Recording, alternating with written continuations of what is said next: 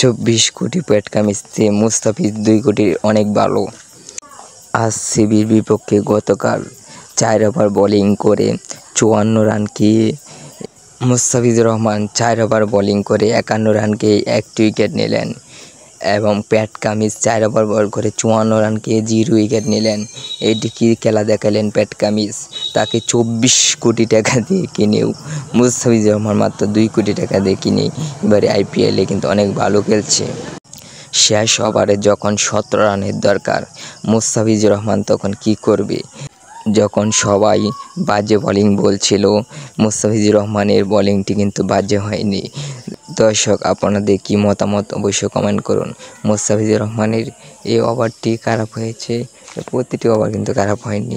এবারে আইপিএলে প্যাট কামিজকে সর্বোচ্চ টাকা দিয়ে 24 কোটি টাকা দিয়ে কিনেছে এবং মুস্তাফিজুর রহমান মাত্র 2 কোটি টাকা দিয়ে কিনেছে।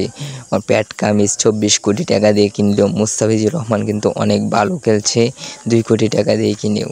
কিন্তু পরবর্তী ম্যাচটি আশা করি মুস্তাফিজুর রহমান খেলবে এবং ভালো খেলবে, সে আশা সবার কাছে রইল। এবং প্যাট কামিজ তিনিও ভালো খেলবে, সবার কাছে রইল। আমাদের চ্যানেলে ভালো লাগলে চ্যানেলটি সাবস্ক্রাইব করবেন। পরবর্তী ভিডিও পাওয়ার জন্য চ্যানেলটি সাবস্ক্রাইব করে রাখুন।